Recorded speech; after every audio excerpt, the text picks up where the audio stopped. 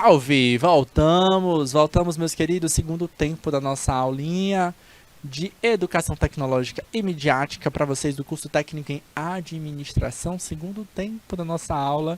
Galerinha, a gente tá finalizando as nossas aulas de Educação Tecnológica e Midiática, tá? A gente tá fechando aí o módulo 1 para vocês. Ainda vai ter aula amanhã, não se preocupa, tá? Mas a gente está nessa reta final do módulo 1. Lembra aí das avaliações que vocês estão chegando. Tá chegando a avaliação de vocês, tá bom? Galera, a gente está conversando com vocês sobre essa perspectiva futura, tá? Então, o que a gente já tem hoje, o que a gente pode ter amanhã, tá? Então, a primeira coisa que a gente está entendendo agora com vocês é os pilares dessa transformação digital. A gente está conversando com vocês sobre esses fatores, o que ela possibilita, tá? E eu estava conversando com vocês sobre essa possibilidade no aspecto profissional, certo? De você conversar mais com outras pessoas de forma mais eficaz e de forma mais assertiva. Eu até brinquei com vocês falando assim, ó, eu confesso que eu não sei quais são as gírias atuais da internet, tá? Gíria é uma coisa, mas os comandos de internet eu não sei. Mas antigamente a gente usava muito VC em vez de você. O Marcos Ricardo eu ainda uso, tá? Então pronto, a gente ainda tá atualizado. Mas tu vai entendendo, Marcos, que por que eu estou dizendo que eu não uso mais? Que quer ou não, profissionalmente, você vai corrigindo, tá? Não, bota VC não com essa pessoa, porque é essa pessoa que eu estou falando de forma profissional, tá? Ah, eu tô falando com o teu cliente, eu não sei quem é esse meu cliente. Meu cliente é uma pessoa mais conservadora, é uma pessoa mais flexível, certo? É claro, se eu sei que eu quero conversar com o meu cliente, eu quero que esse meu cliente seja uma pessoa jovem, antenada, eu vou estar o tempo todo me comunicando dessa forma, mais jovem, mais informal. Eu sempre converso com vocês, eu gosto quando vocês coloquem aqui o bom dia arrastado, uma coisa mais legal, umas carinhas. Vai ter um momento que eu vou falar assim, eu não tô entendendo muito bem o que vocês estão falando. Eu digo, não, repete, escreve de novo a mensagem, fala aqui. Não chegou para mim essa mensagem. Escreve de novo a frase para poder eu entender melhor, tá? Quando a gente não sabe com quem você está falando, a gente é uma relação diferente, tá? A gente está aqui, ó, construindo essa aula a um módulo, tá? A gente está fechando o módulo hoje. E hoje não, né? A disciplina hoje, tá? Mas a gente está nesse processo há meses de construção. Eu vou falar com o meu cliente que eu nunca vi, você pisa um pouquinho e aí você vai modificando, tá? Então eu já usei muito o VC, eu já usei muito também, né, o TBM, o Findes, né? Pronto, mudou, uma coisa que mudou, eu chamava antigamente FDS, né? Fim de semana, né? Hoje é Finde, né? E professor, você vai fazer o que no Finde? Né? Eu vejo isso dos meus atuais alunos, tá? E a gente tem que pisar um pouquinho na bola, na bola não, mas pisar um pouquinho no freio quando a gente não sabe com quem a gente está conversando, para que não haja ruído de comunicação, tá? Você joga lá um feed para uma pessoa que tu nunca viu na vida, vai fazer o que no feed? No fim de, no fim de quê, né? No fim de semana, né? Então, entenda, né? Entenda que você precisa saber quem é esse receptor. Lembra lá dos... Revisa, fica a dica para vocês. Revisa aqueles itens de comunicação, né? Quem são as pessoas que fazem o emissor, o receptor. Saiba o que é um ruído de comunicação. Saiba o que é a mensagem que está sendo passada. E saiba também qual é o canal. Sim, o canal importa, tá? Porque o canal é a forma como essa mensagem vai chegar, certo? Ela vai chegar muito rápida através de um processo tecnológico super moderno como o WhatsApp, como o Discord, que eu tinha conversado com vocês. O Discord, professor, não dá para ficar corrigindo as palavrinhas, não. Vai do jeito que foi. Às vezes trocou uma letra, faltou um acento. Dá para entender a mensagem, dá, tá? Então vai, beleza. Agora não, eu tô elaborando uma carta toda formal, um convite que vai para um secretário de... não, beleza. Então preciso ter um tempo, eu vou ter um tempo um pouquinho maior, vou ter que reler aquela mensagem para saber se tá legal, tá legível, e isso a gente vai passando para frente, tá? Muita gente está entrando nessa área agora de design gráfico, tá? Porque está crescendo muito a demanda, tá? Então tem muita gente trabalhando com design justamente para se apoiar nas empresas que não têm o suporte, por exemplo, lá no Instagram, tá? Então, hoje você precisa estar nas redes sociais, tá? Hoje eu preciso estar na rede social para vender o meu produto, mas eu não tenho essa habilidade, tá? Então, gente, isso é uma habilidade, tá? Eu não tenho essa habilidade agora, o que eu faço? Contrato quem consegue fazer, tá? Então tem muito profissional que está entrando dentro dessa área aí de design gráfico com esse interesse de focar, oxa, está crescendo muito essa necessidade, esse interesse das empresas em contratar um profissional para interferir no aspecto da, da comunicação, tá? É isso que eu não estava muito querendo falar a palavra comunicação, porque quando a gente pensa no design gráfico, você pensa em fazer os efeitos, em fazer uma foto bacana, e utilizar o Photoshop, de dar um visual, uma cara, um designer, tá? A gente até conversou sobre essa ideia de design em outras aulas com vocês, mas é mais do que isso, tá? É comunicação, galera. Eu preciso entender que aquele design ele é mais do que estética, ele é comunicação e que aquela mensagem, aquela imagem, aquela foto, ela vai estar passando uma mensagem, tá? Então, fotografia, ela é comunicação, tá? Um designer que você faz, ela é comunicação, ela tá passando a mensagem e eu preciso ter esse cuidado para evitar ruídos de comunicação. Aí, galera, eu tinha comentado com vocês sobre esses dois primeiros. Eu vou voltar aqui, ó, e fazer o comentário, desses dois últimos, tá, com vocês. Acessar informações completas de maneira mais plural, tá? Que aspecto é esse? É outra transformação que pode contribuir, tá? Eu já até comentei com vocês. Naquele aspecto, por exemplo, de você entender que a tecnologia ela não está só mais para mim, mas ela está para todos nós, tá? Então vão aparecendo necessidades diferentes, tá? Beleza? Então eu vou conseguindo entender e interpretar necessidade que, por exemplo, de uma pessoa autista tem, que eu não conhecia, tá? Qual é a característica de um autista, certo? O que um autista tem de característica? Tá? Então, por exemplo, não é discutido isso muito em sala de aula, ensino médio, até porque não tem essa perspectiva. Normalmente, professores, tá, que fazem curso de licenciatura precisam pagar algumas disciplinas ligadas à psicologia. Tá? E aí a gente consegue ler alguns traços, tá? A gente não pode fechar diagnóstico, mas a gente consegue interpretar. Tá? Falando, isso aqui é um sinal clássico de TDAH, isso aqui é um sinal de transtorno de déficit de atenção e hiperatividade. Isso aqui é um sinal clássico, é um traço clássico de autismo. Então a gente pode conversar com a coordenação, né? Se a coordenação tiver um psicopedagogo, melhor ainda, né? Para poder fazer esse intermédio com a família. E aí sim, o diagnóstico ele é plural, tá? O diagnóstico ele precisa passar para o médico, por psicólogos, por psicopedagogos, pela equipe escolar, e aí a gente, para poder fechar ou não o quadro, tá? Fazer exames clínicos, enfim, ele é complexo, tá? Mas a partir do momento que eu não conheço a informação, tá? Se eu não conheço a informação, eu nunca vou poder diagnosticar, eu só vou dizer que aquela pessoa está atrapalhando a aula. Tá? Aquele aluno que não para quieto na sala de aula, que fica se mexendo o tempo todo e você fica só resmungando. Ai, que menino chato, tá? E você não entende que às vezes é uma condição que aquela pessoa tem neurológica, tá? Às vezes é uma condição neurológica, é uma necessidade fisiológica que ela tem. E aí precisa ser tratada através de terapia, medicamentos, enfim, certo? Mas aí não vou dizer qual é o possível diagnóstico. Por quê? Porque eu não conheço, eu falei, só citei uma ação que essa pessoa tem. Tem vários outros aspectos que precisam ser avaliados. A informação precisa ser completa para ter essa leitura, tá bom? E aí, claro, as tecnologias elas estão ali para nos auxiliar nesse processo, tá?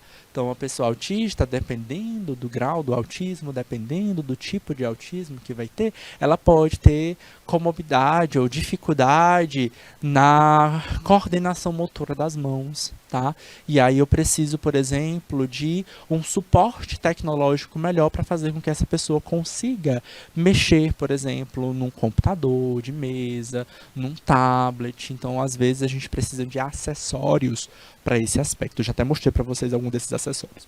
De algum desses acessórios que nós estávamos falando sobre a aula de acessibilidade, tá?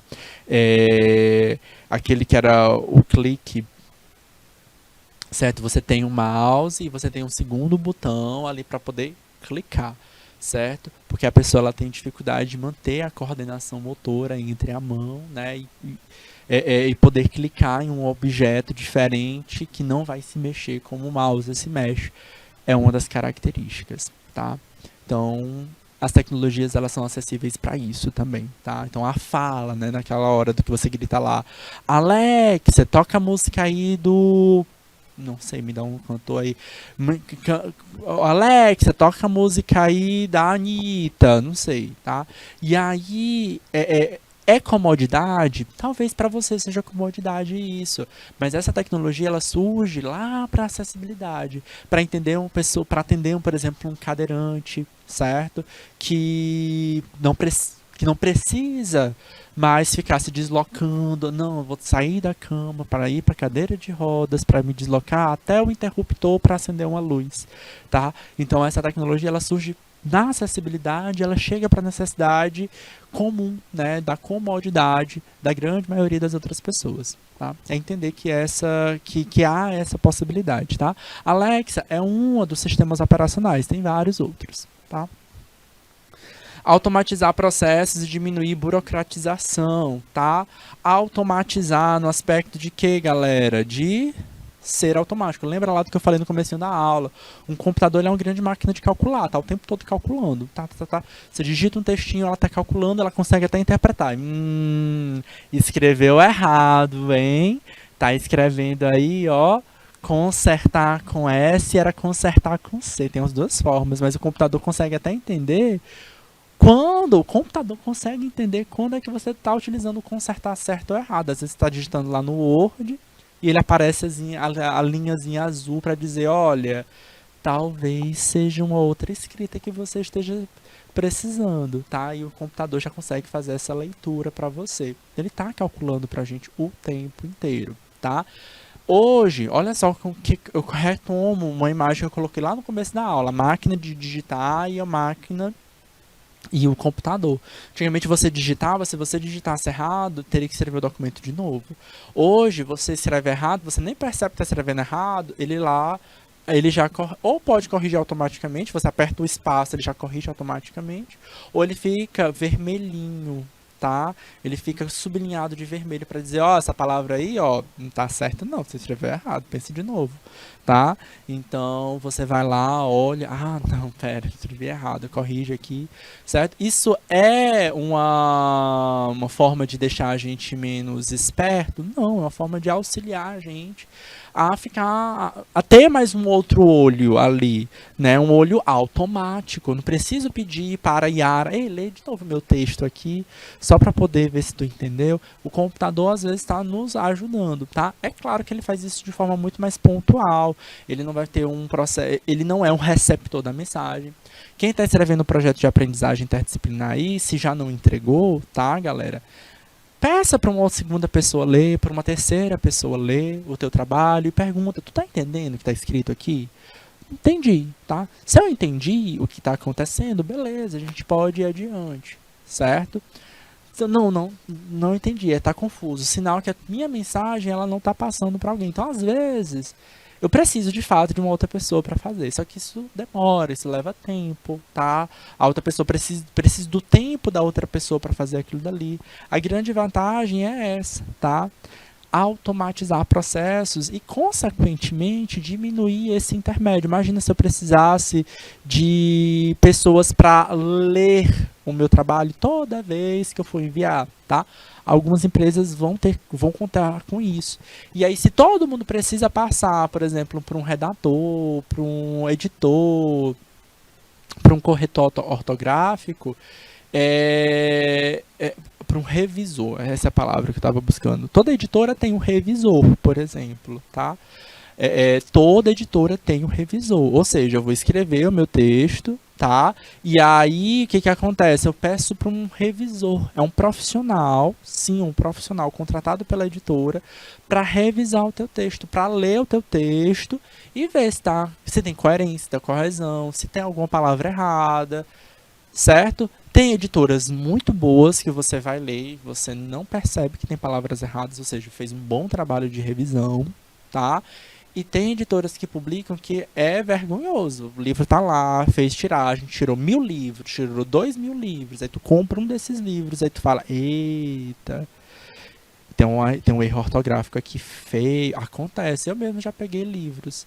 Aí tu pega lá um livro de 500 páginas, tem erro, você vê vários erros ortográficos, pega mal, fica aquele produto, aquele é um produto, tá? Que tá lá, que fica lá na minha prateleira e na prateleira de mais 2.000, 10.000 pessoas, tá? Então é um trabalho refinado, cuidadoso. Normalmente é um profissional de letras que tem esse trabalho de revisor de texto, tá?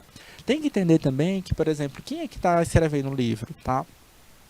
Tem pessoas, eu conheço alguns autores que têm dislexia, né? A pessoa que tem dificuldade, troca as letras, troca as palavras. É uma condição neurológica também, tá?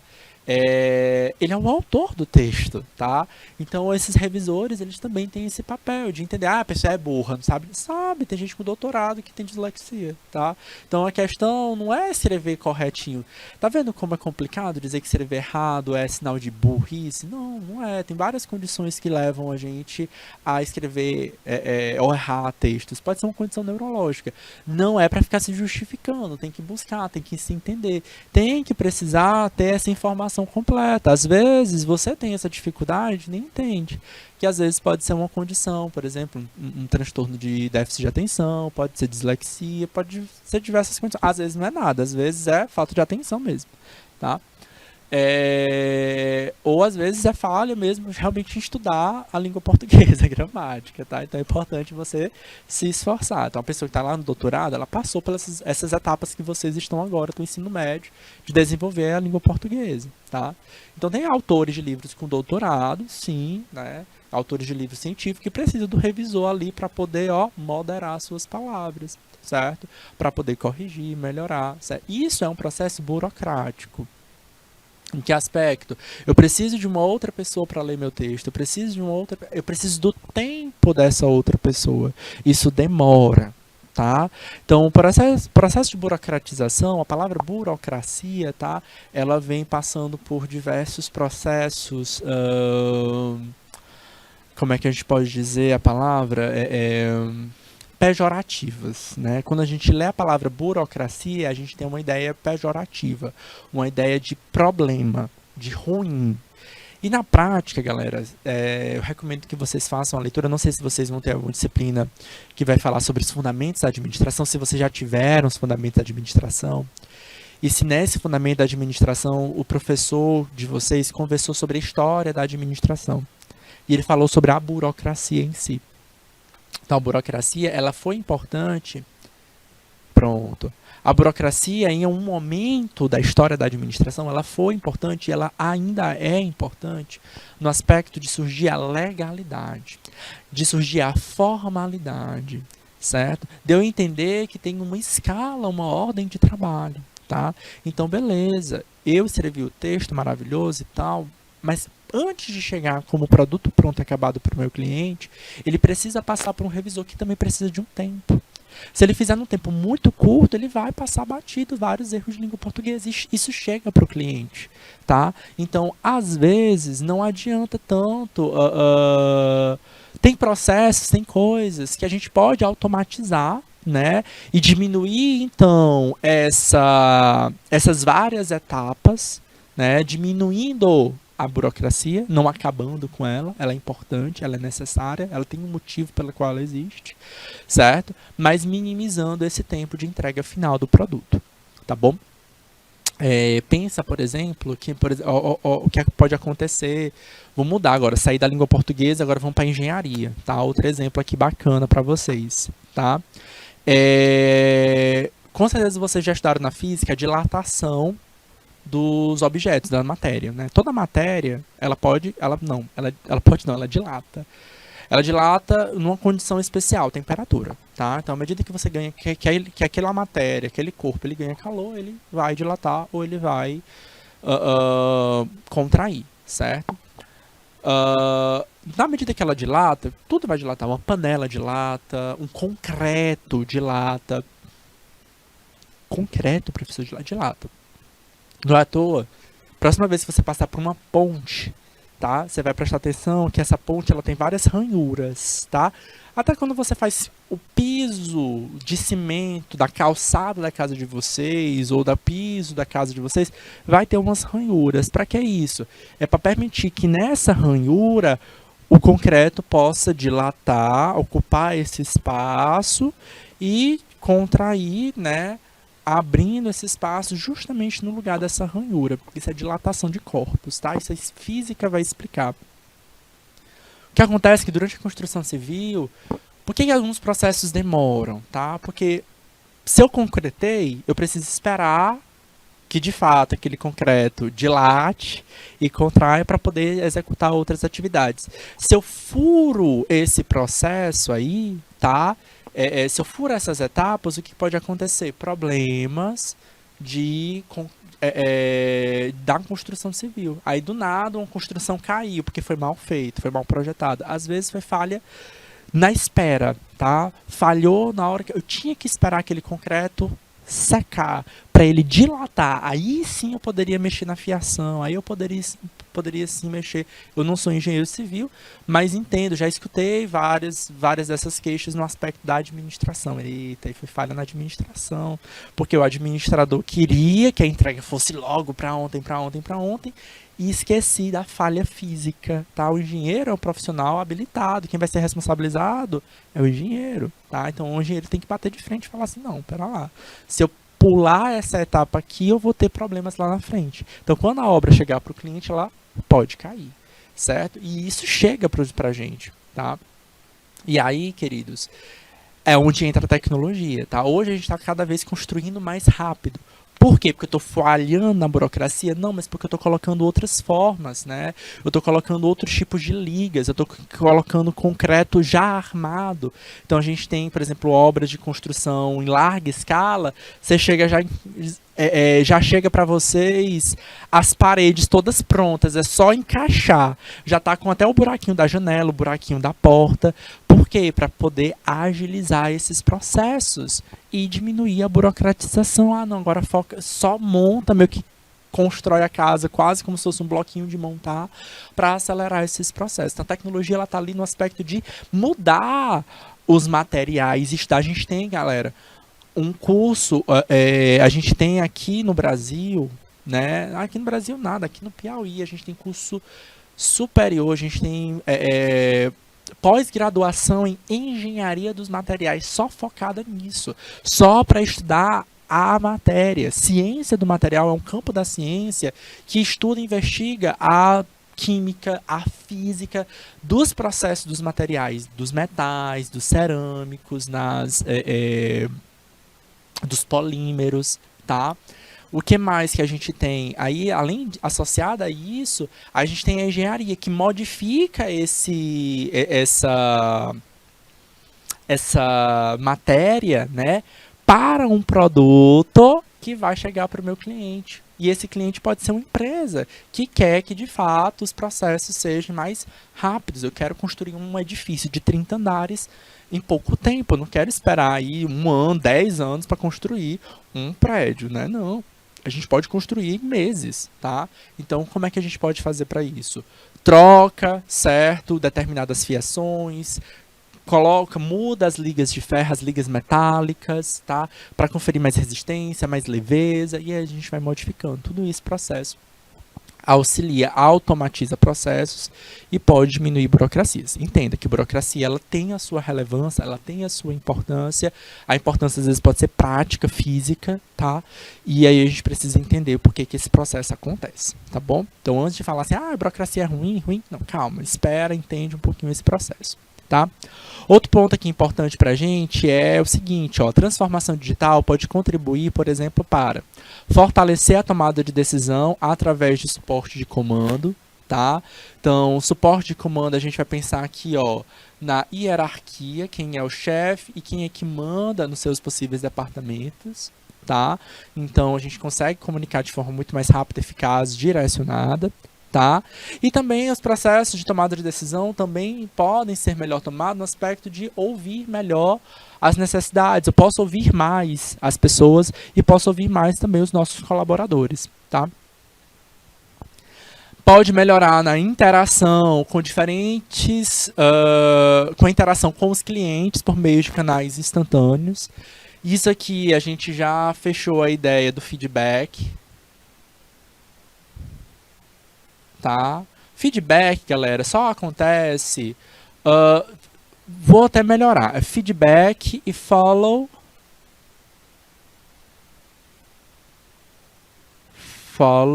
up, tá? O follow-up é o processo de você manter o contato com o teu cliente ou o teu lead, tá? Quem é o lead? Lead do inglês, tá? É o possível cliente, tá? Lead é o... tem várias traduções para lead, tá?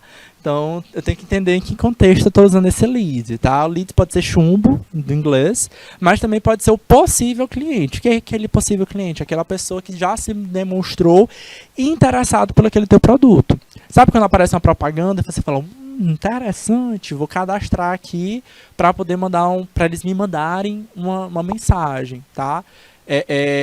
E aí você manda lá a mensagem, você está se mostrando para aquela empresa como um possível comprador, uma pessoa que demonstrou interesse naquele produto, tá?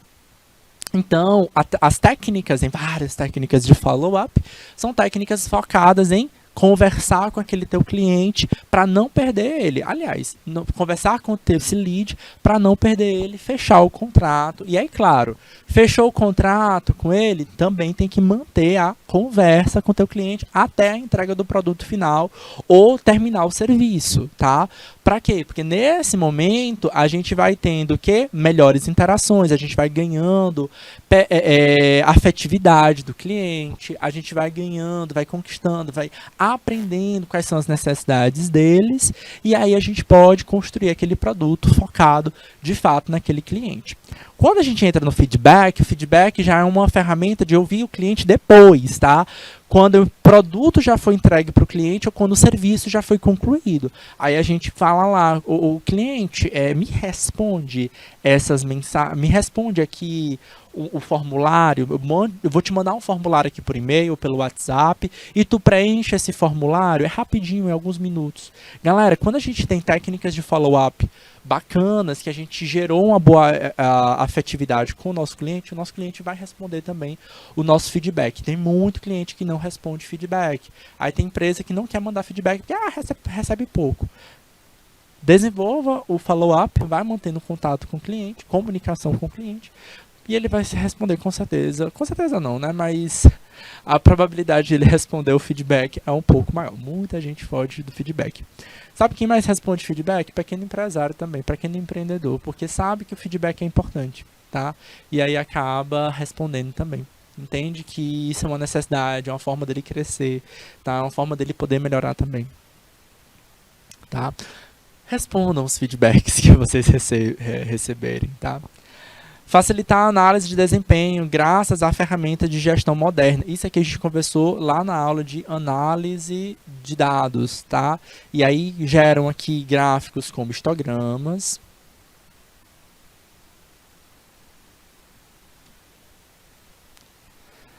diagramas e fluxogramas.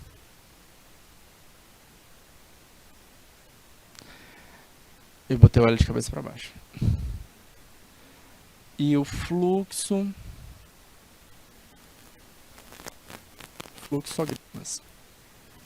Certo?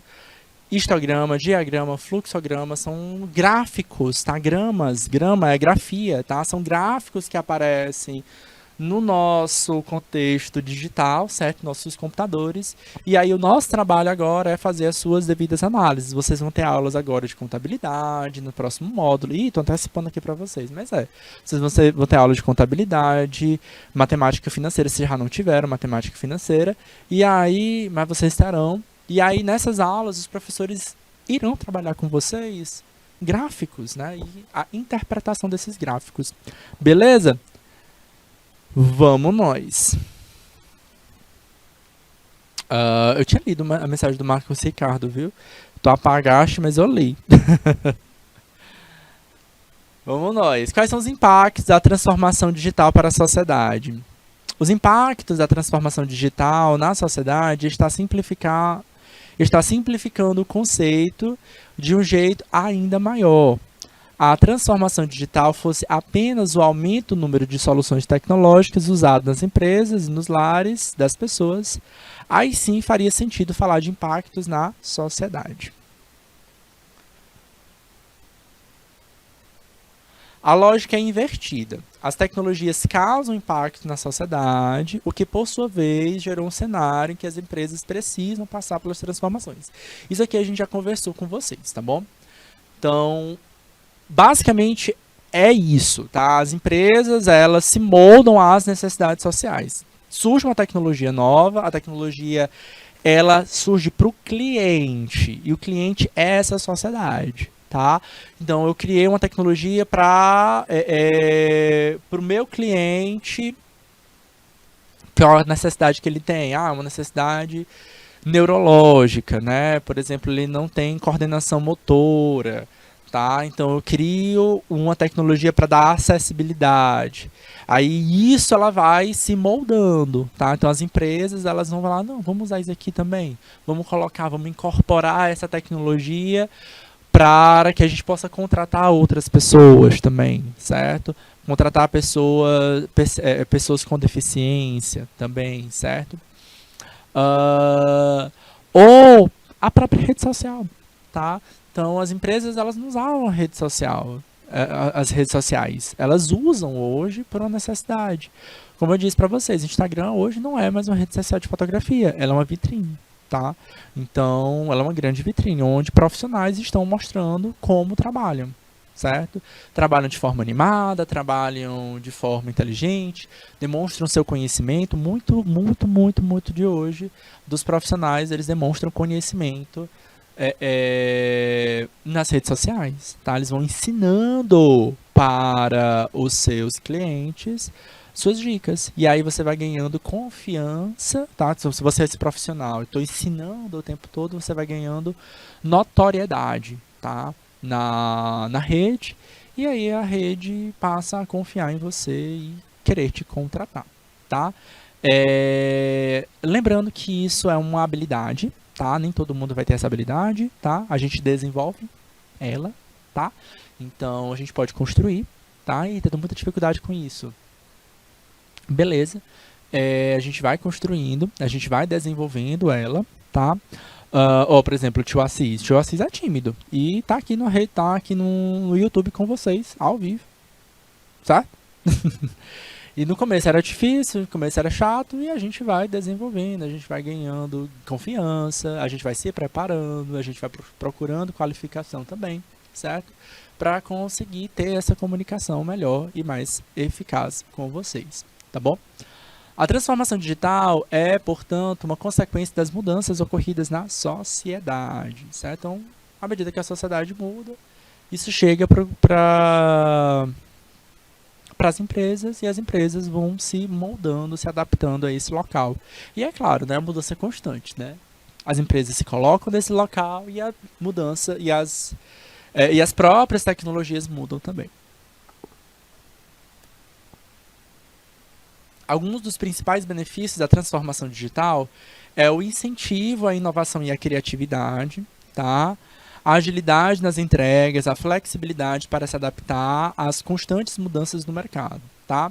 Gente, quando a gente pensa na palavra inovação e criatividade são palavras relativamente parecidas, mas não são sinônimas, tá? Elas são um pouquinho diferentes, tá? A inovação, ela está no aspecto do novo, né? De construir algo novo. de fato, tá? O que seria esse novo, né? Eu preciso entender o contexto do novo, tá? Normalmente, quando a gente pensa na inovação, a gente está pensando em desenvolvimento de novos conhecimentos, tá? Eu citei para vocês sobre a engenharia dos materiais ainda há pouco, tá? A engenharia dos materiais é um campo da ciência, tá? É um campo da ciência que estuda, tá ali ligado à ciência dos materiais, entender qual é o material, tá? Entender quais são as propriedades de um metal, entender qual é a propriedade de uma cerâmica, tá? Então a gente tem 3 tipos de materiais, tá? 5, vai, mas 3 principais, tá? Quem são eles? Os metais, as cerâmicas e os polímeros, tá? Então eu preciso entender a propriedade de cada um deles, entender quem são eles, entender como a gente pode modificar ele. Aí a engenharia dos materiais vem modificando, faz ligas metálicas, não é só ferro, não é só portão de ferro, é um portão de aço, tá? O que é a diferença do aço, professor? O aço vai ter uma liga entre o ferro e o carbono. Para que é isso? Tornar mais leve, certo? É uma ideia. E se eu coloco outros elementos dentro dessa composição entre ferro e carbono, o que acontece? A gente transforma, ainda tem uma proporção, tá? Entre ferro e carbono para ser aço, tá? E quando eu coloco outros metais mais nobres, tá?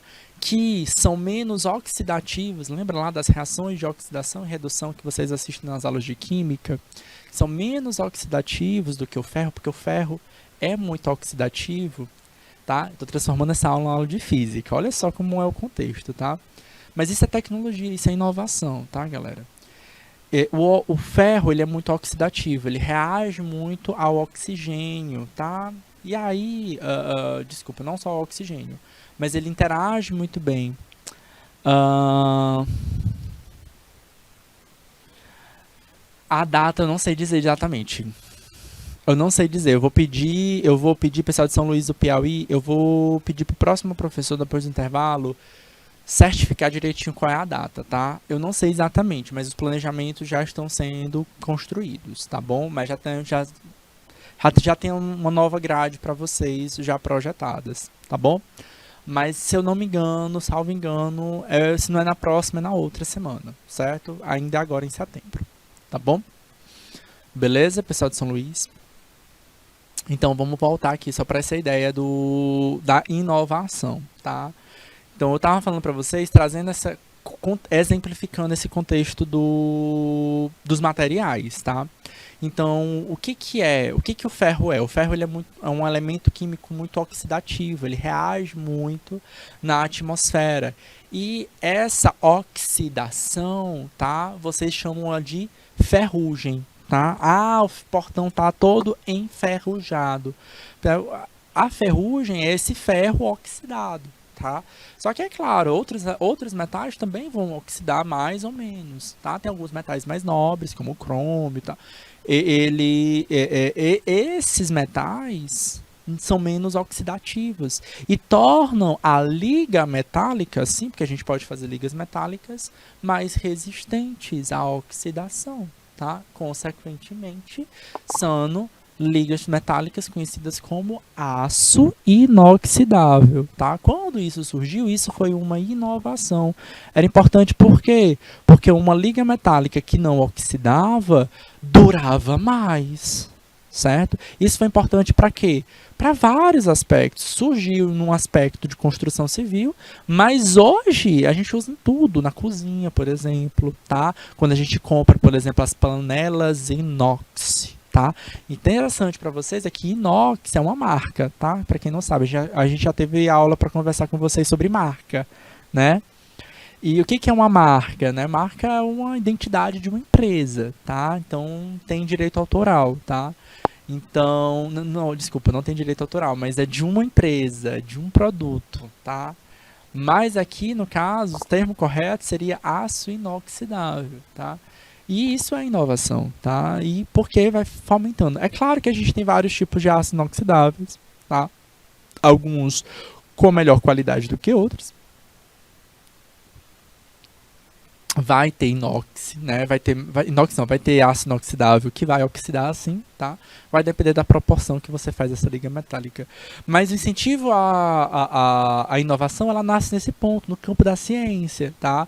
Quando a gente desenvolve um produto que é de fato novo, quando a gente traz uma mudança, tá? Nesse aspecto.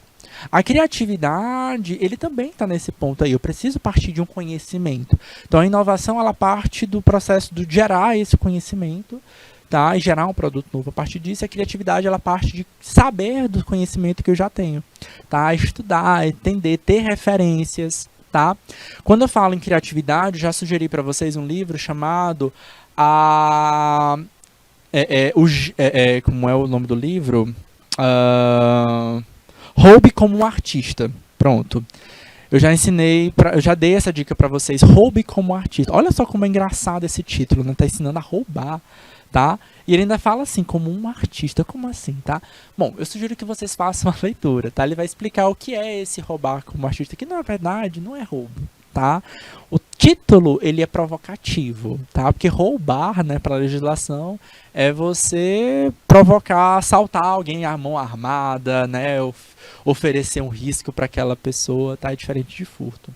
Mas a criatividade, esse roubo como artista, ele não está pedindo para você roubar, nem para você furtar a ideia de alguém, não. Ele está pedindo para você se inspirar, basicamente é isso, tá? Então, buscar referências, ter leituras, tá? Então, quanto na inovação, a gente vai construir conhecimento, gerar...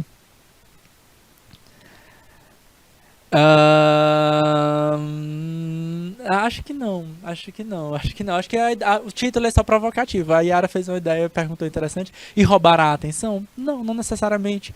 Porque quando a gente pensa em roubar como artista, por exemplo, eu posso ler todos os livros do Machado de Assis, entender como é que o Machado de Assis escrevia, tá? Inclusive, quem estuda muito Machado de Assis... Então, no caso, eu não vou estar roubando a atenção de Machado de Assis, que é um profissional notório, tá? Mas quem estuda muito Machado de Assis sabe que ele tem momentos, fases, né? Começo, meio, fim, né? Vai ter essas fases diferentes, tá? E aí se entender, né? Quem é esse Machado de Assis? Mais do que ler os Machado de Assis. Quem era esse Machado de Assis? O que ele fazia? Ele trabalhava com o quê? Ele vivia em que período? O que as pessoas da época viviam? Ah, beleza. Começa a entrar, né? Ah, ele viveu lá em 1800, lá vai bolinha. E aí ele vivia em qual a classe econômica que ele vivia, certo? Quem eram as pessoas que ele se relacionava? Quem eram os livros, os autores que ele lia? Vamos ler esses livros que ele lia também? Nesse período, nessa fase? Pronto. Aí tu começa a entrar num caminho que tu tá começando a entrar na cabeça do Machado de Assis, entendeu? Entender as vivências dele. Aí pronto. A partir desse momento, tu começa a ter o conhecimento da era, tá? Não é gerar conhecimento, é saber a referência, tá? É entender quem era esse autor, por que é que ele escreveu aquilo dali, o que é que ele via para escrever aquilo dali, e aí você vai lá e escreve um livro que se passa nesse momento. Por exemplo, agora está num seriado que tá super em alta agora, o Enola Holmes, né?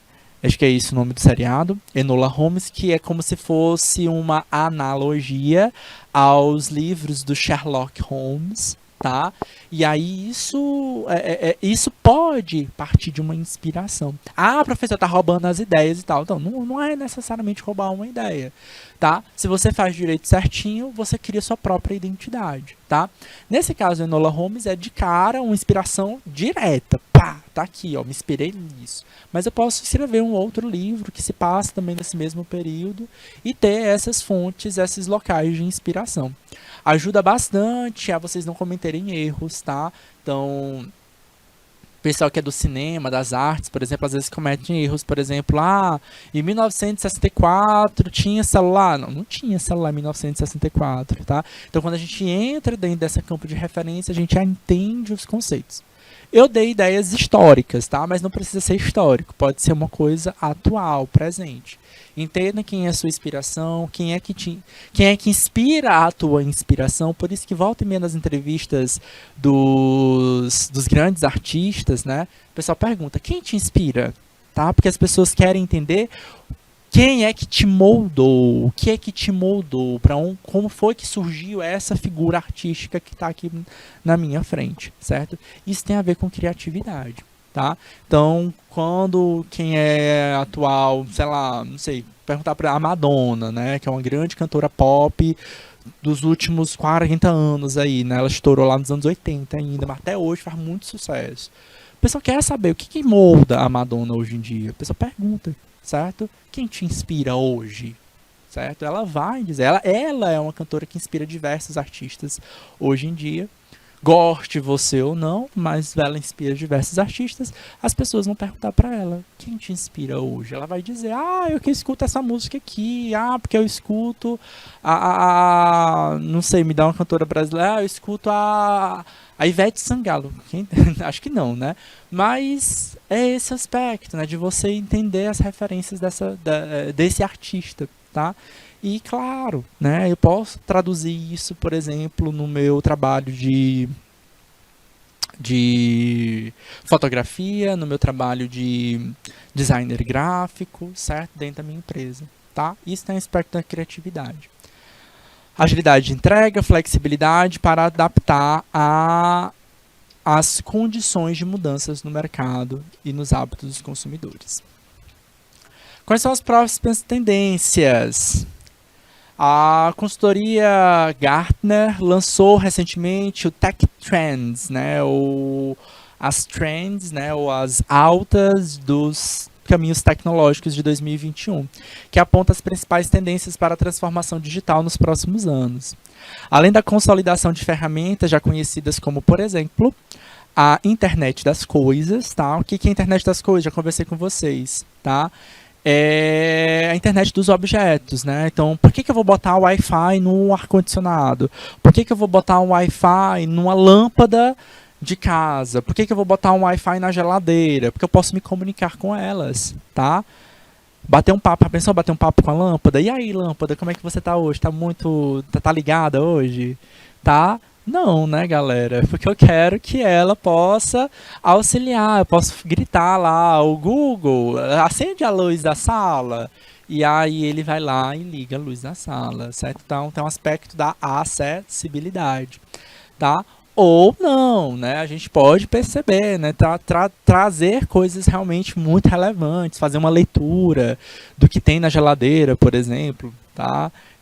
Fazer uma leitura, por exemplo, de uma lista, fazer uma lista de compras do que está dentro da geladeira ou não, e isso ser passado para o teu celular enquanto tu tá nas compras, certo? Ter um relógio que tu possa ler as mensagens, ouvir no fone de ouvido sem fio a mensagem que o teu crush mandou para você, tá? Então tudo isso tem a ver um pouquinho com a internet das coisas, tá bom? Inteligência artificial está no que aspecto, tá?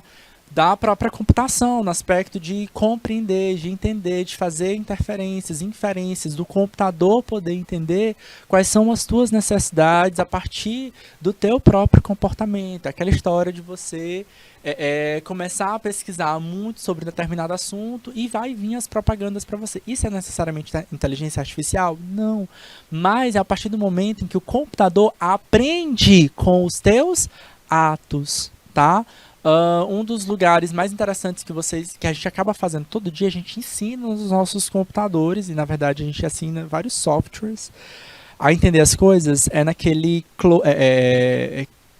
close capture, é isso? Que é aquele que quando a gente bota a senha, quando a gente pede para acessar algum documento, ele pede... Não é close capture, não, agora me fugiu qual é o termo correto, mas é capture, com certeza é capture, né? E ele pede para você, tipo assim, você quer acessar uma senha, entrar dentro de alguma conta e ele aparece aqueles loginhos para você identificar. Identifique o que é um semáforo, identifique o que é uma bicicleta, identifique o que é... Para que ele quer isso? Na verdade, é a gente que está ensinando para o computador, para o software, tá? O que é um semáforo? O que é um semáforo verde? O que é um semáforo vermelho? O que é uma pessoa? O que é uma faixa de pedestre? Para que isso vai ser importante? Tá? Bom, Isso é inteligência artificial que vai ser moldada na internet das coisas, porque agora a gente já está tendo cada vez mais carros com computador, tá? Então, futuramente, a gente vai ter carros que vão andar sozinhos, tá? E aí eles vão entender o que é uma faixa de pedestre. Opa, apareceu uma faixa de pedestre, o carro para, interpreta, tem pessoas passando? Não tem pessoas passando? Pode passar. Opa, viu o sinal vermelho. Opa, tá na hora de parar, certo? Abriu, ficou verde, aí o carro sozinho pode seguir. Como é que eu vou fazer isso, tá? É a gente hoje que está ensinando.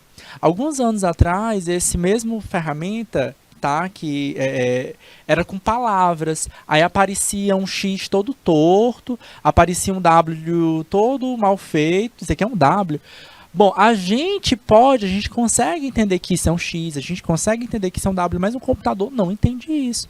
E a gente passou a trazer essas possíveis traduções para o computador. Por quê? Porque houve um determinado momento em que resolveram digitalizar todos os livros de algumas bibliotecas públicas no mundo. Tudo que tinha sido publicado antes dessa revolução industrial que a gente está vivendo agora. Tá? E aí o que aconteceu? Às vezes a digitalização não saía tão bonitinha. Um W era para ser desse jeitinho aqui. Mas não ficava assim, ficou desse jeito. Então, eu, com meu olhar humano, consigo entender que esse W só ficou um pouquinho torto, ficou mal digitalizado. E aí, no começo, a gente fazia isso, não é close capture, agora, eu sei que termina com capture, mas enfim. A gente começou a fornecer esses dados e aí o que aconteceu? A inteligência artificial passou a fazer as suas interpretações sozinhas. Ela aprendeu com a gente, certo? E aí ela foi aprendendo. Então isso aqui é um W, então eu posso interpretar que aquilo ali é um W, então eu vou corrigir lá naquela digitalização que foi mal feita e eu vou botar o termo correto, beleza? Vamos conversar aqui um pouquinho sobre as próximas tendências, tá? Internet of Behavior. Cada vez mais entidades públicas e privadas vão reconhecer as pegadas digitais de pessoas para influenciar seus comportamentos, tá? Sim, tá? Tem um episódio daquele filme seriado Black Mirror que fala um pouquinho sobre isso. Alguns países já fazem isso, sim. Entidades públicas no aspecto de oferecer crédito, tá? Tem alguns países que já fazem isso, conferem créditos às pessoas mais qualificadas, tá? Então, à medida que eu tenho boas atitudes, eu sou mais qualificado. À medida que eu tenho más atitudes, eu sou menos qualificado, certo? Se eu faço doações, se eu cumpro os meus, pago os meus impostos, se eu estou em dias com a sociedade, né, fiscal, vamos dizer assim, eu recebo bons créditos, se não, eu recebo menos. A gente tem uma coisa um pouquinho ali no aspecto financeiro, tá? Por exemplo, tá com o nome limpo no Serasa ajuda a gente a ter créditos, mas alguns outros fatores também nos ajudam a ter créditos em bancos também, tá? Não é tão na cara como acontece, por exemplo, naquele episódio lá do Black Mirror, que agora esqueci o nome do episódio, mas é um episódio da 3ª temporada, tá? Que confere justamente créditos às pessoas, justamente pelo quê? Pelas suas ações digitais que ficam fechadinhas ali dentro, tá? Experiência total, as empresas vão deixar de se preocupar apenas com a experiência do usuário e também valorizar outros tipos de experiências, como a do colaborador, tá? Criptografia homomórfica, que é um sistema de criptografia de dados ainda mais seguros para praticar e inviabilizar o roubo de informações, tá? A gente já teve aulas específicas de criptografia, como é que elas funcionam, tá? A gente vai modificar essas formas de criptografia, então provavelmente vocês vão ter que se atualizar nesse aspecto do que é criptografia. Muita gente não sabe o que é criptografia até hoje. A gente vai modificar ela, então a gente precisa se atualizar nesse sistema, tá bom? E entendam, tá? As más pessoas estão atualizadas, tá bom? Então, os hackers, por exemplo, eles estão atualizados nesse aspecto.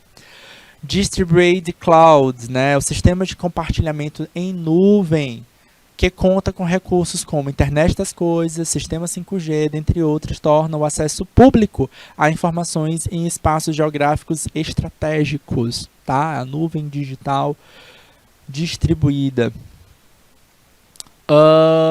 Engenharia de inteligência artificial, garantia de que o projeto de inteligência artificial vão poder ter um desempenho melhor, serão mais confiáveis, poderão ser reproduzidos em larga escala, sem erros graves de manutenção, tá? E essa inteligência artificial vai levar a ter um computador com consciência? Será que isso vai acontecer?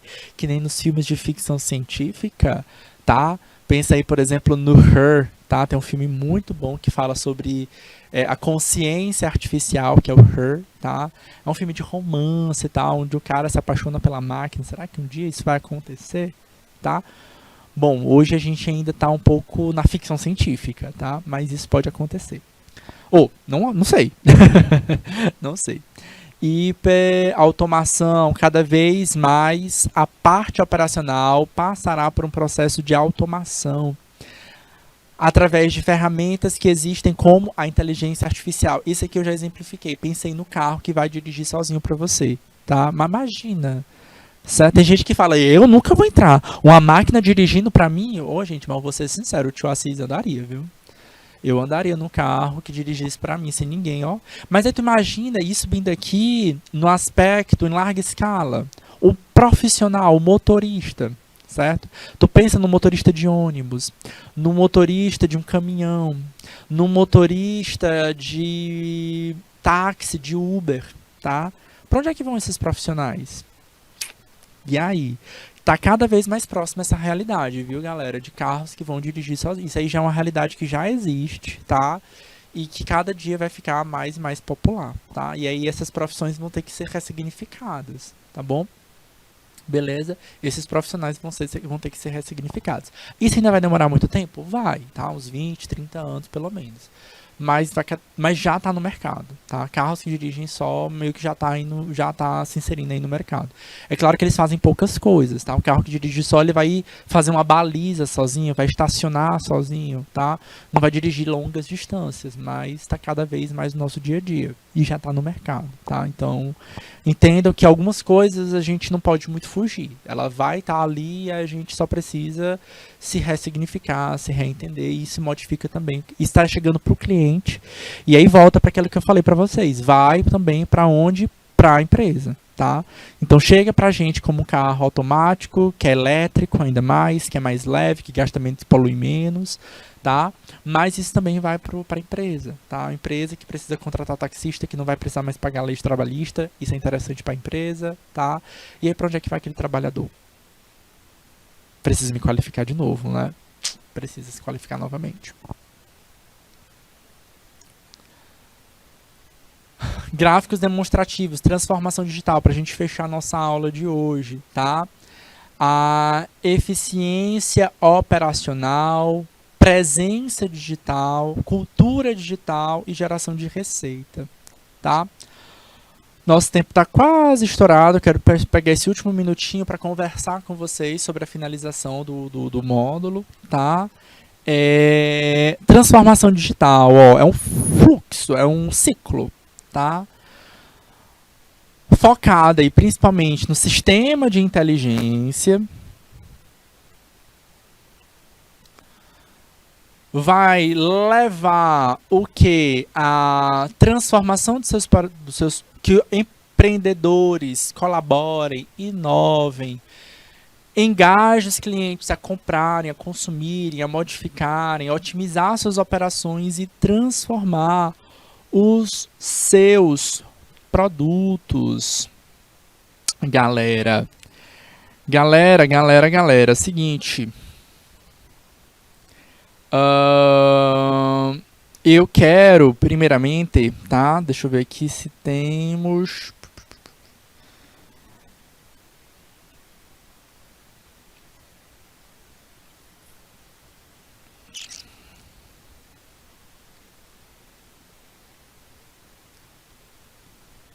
Galera, vamos nós.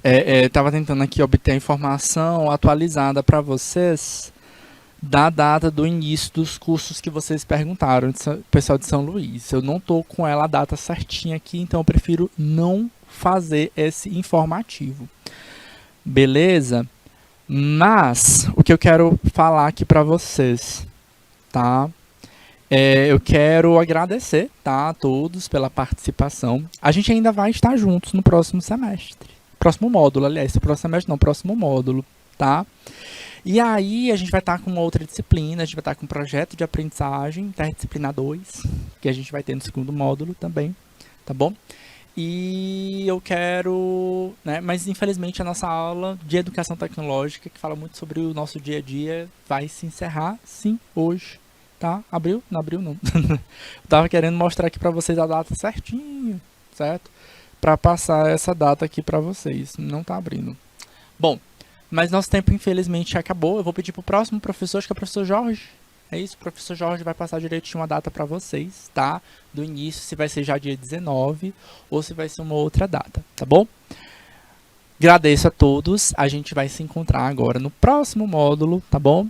Grande beijo, um grande abraço e até a próxima. Tchau, tchau.